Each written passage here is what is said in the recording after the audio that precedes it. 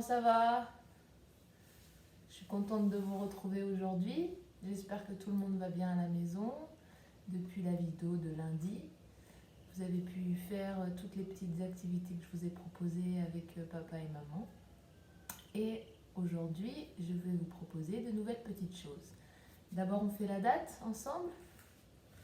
Alors,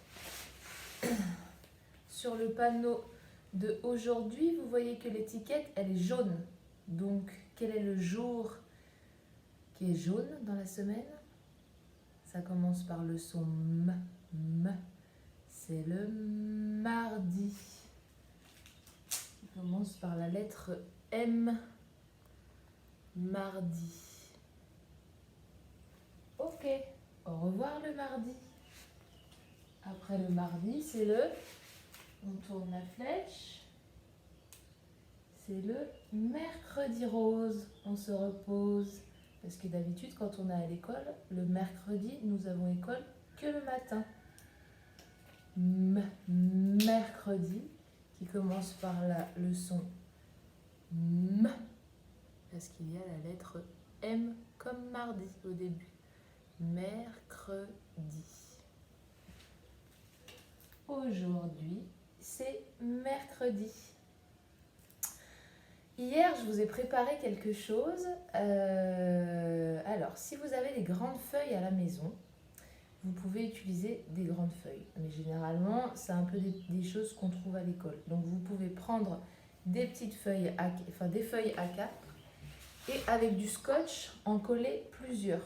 Autant que vous voulez, selon la taille du jeu que vous souhaitez. Hier, Moya, il m'a dit « Maman, j'ai envie de compter ». Alors, on a fait le petit jeu des ateliers avec les pattes de la première vidéo. Et je me suis dit, qu'est-ce qu'on pourrait faire pour demain pour apprendre à compter en jouant avec Issouf, Moya et sa maman et moi, en famille. Alors, regardez ce que j'ai préparé. C'est un jeu de plateau qui est très grand. Voilà, je vous montre. Alors, qu'est-ce qu'on voit dessus?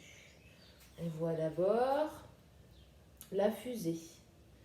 La fusée, elle veut aller sur la Lune. Ici, qui est la case d'arrivée. La fusée est au décollage, c'est le départ. Et la Lune, c'est l'arrivée. Ici, c'est une petite dédicace à Farouk et Shaheen avec la planète Uranus. Alors, je vais poser le jeu de plateau. Ah oui, alors les cases.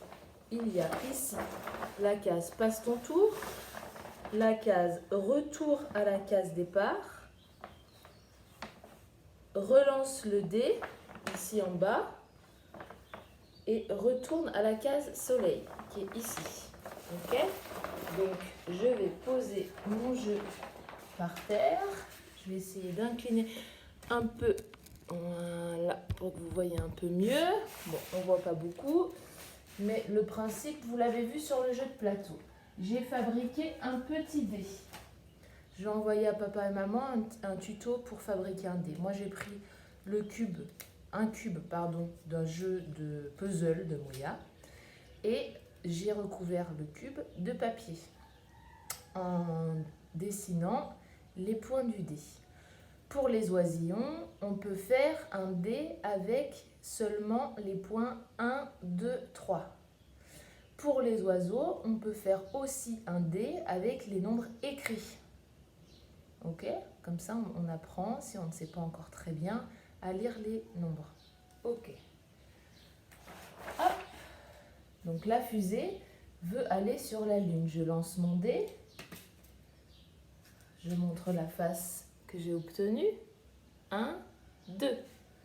Alors, les 3 petits personnages, parce que nous on est 3 à la maison, mais on peut prendre 5, on peut prendre 4.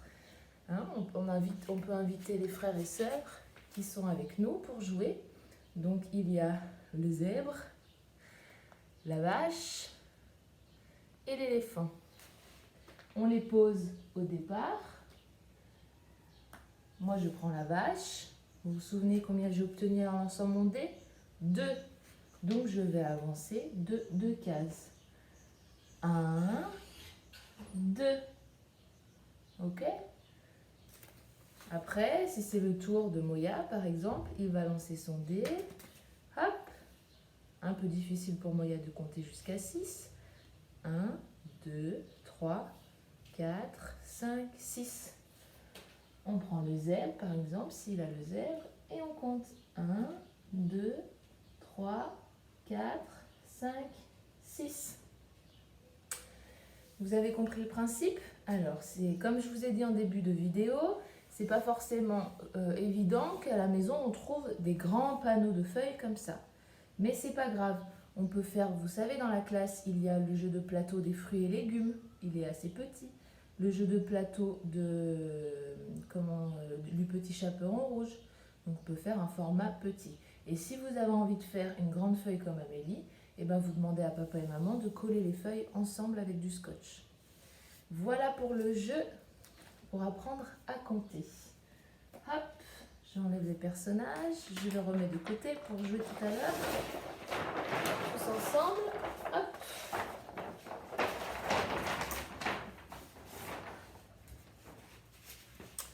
Alors, en ce moment, en classe, est-ce que vous vous souvenez quelle forme nous travaillons? Nous avons fait, avant de nous laisser pour rester à la maison, plusieurs activités autour d'une forme. Quelle est-elle? Ben oui, je ne peux pas vous entendre, alors ça ne sert à rien de poser des questions. Nous travaillons en ce moment autour du cercle, un projet pour travailler tous ensemble entre oisillons et oiseaux. Alors, au tableau, la dernière fois, nous avions essayé de tracer différents cercles et de réfléchir en se posant la question qu'est-ce qu'il existe dans notre quotidien qui a la forme de cercle? Alors, vous aviez trouvé le soleil, le cœur de la fleur, les lunettes, le ventre d'un bonhomme ou la tête, les roues d'une voiture.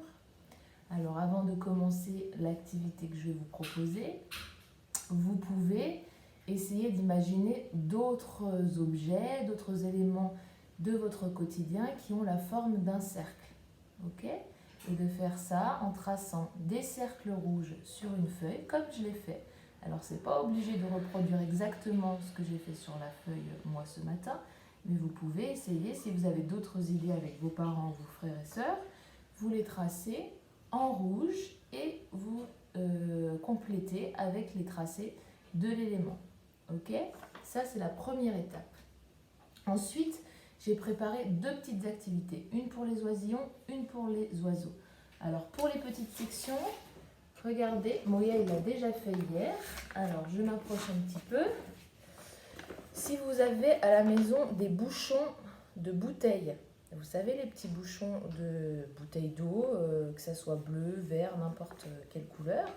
Moi, j'en avais plus. Donc, j'ai pris les petits bouchons en liège que j'ai découpés au cutter, que j'ai collés sur la feuille. Avant de coller les bouchons, il faut, avec de la peinture, recouvrir toute la surface, laisser sécher et ensuite, papa et maman vont coller les bouchons.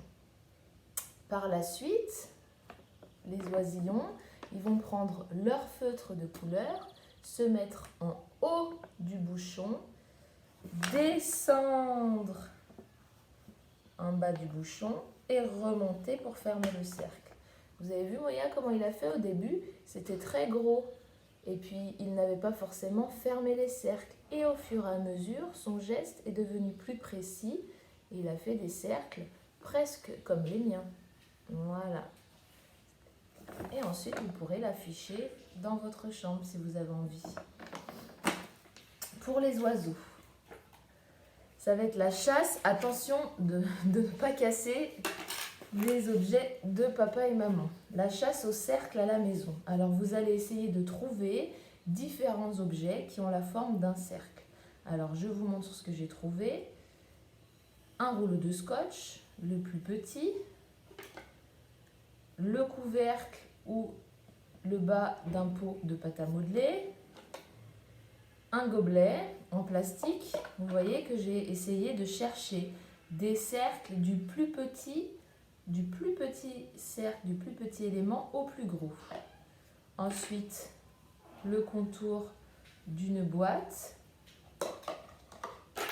une petite assiette et une grande assiette. Lorsque vous avez terminé de faire votre chasse au cercle, attention, hein, si vous prenez avec l'autorisation de papa et maman des assiettes qui cassent en porcelaine, veillez à ne pas les casser. On attrape bien ça avec ses deux mains et on marche doucement jusqu'à la table pour faire le travail. Comme pour le jeu de plateau, pas facile de trouver des feuilles qui ont la taille de la plus grande assiette. Donc tu peux prendre deux feuilles et les scotcher ensemble pour obtenir une plus grande surface. Tu prends ton assiette et tu vas, avec un crayon de papier, tracer autour le contour de l'assiette. Hein, comme les gabarits qu'on a dans l'atelier autonome Orange, que vous avez l'habitude de faire. Ok, on continue de s'entraîner pour tracer le contour. Une fois que j'ai tracé le contour, alors je vais prendre un crayon de papier pour vous montrer et une paire de ciseaux. Je trace le contour de mon assiette ainsi que tous les autres objets. Regardez, hop, vous voyez, ainsi que tous les autres objets. Okay. Quand j'ai terminé, je découpe sur la ligne en tournant ma feuille pour bien suivre la ligne. On va doucement. Si papa et maman y voient que la ligne n'est pas assez précise ou ne sort pas assez, je prends le feutre noir et je repasse. Je demande à papa et maman de repasser sur la ligne. Et je tourne ma feuille pour bien suivre mon tracé. Et j'obtiens un joli cercle de la taille de mon assiette. Ok? Donc je fais ça avec tous les cercles. Quand j'ai obtenu mes 1, 2, 3, 4, 5, 6, moi j'ai pris 6 cercles, mais peut-être que ça sera moins, peut-être que ça sera plus pour vous. Quand vous avez obtenu les 6 cercles, vous les coloriez au crayon de couleur dans différentes couleurs. Et quand j'ai terminé, je prends ma colle et je vais coller du plus grand au plus petit tous mes cercles. Alors imaginons, je vais faire mon deuxième cercle. Hop. Je trace le contour de mon cercle un peu plus petit. Je découpe sur la ligne. Moi je le fais vite, mais vous allez prendre votre temps, hein. Parce que l'essentiel est de bien garder la forme du cercle. D'ailleurs, là, je vais trop vite et je ne découpe pas très bien. Hop. Et voilà. Donc, je vais mettre de la colle sur la face où je veux coller. Et je viens coller au milieu du cercle plus grand mon autre cercle. Vous voyez pourquoi l'intérêt de colorier mes cercles? Parce que si je garde la couleur blanche, on ne va pas bien voir toutes les différentes formes, les différents cercles. Attention, je vous le dis souvent en classe, on colorie au crayon de couleur. Si je n'ai pas de crayon de couleur à la maison, vous allez prendre des feutres, c'est pas grave, mais il faut colorier doucement, vraiment doucement, pour ne pas faire de trous dans le papier. Très bien. Alors, je vous laisse. Dans 2 minutes, je reviens pour une autre activité.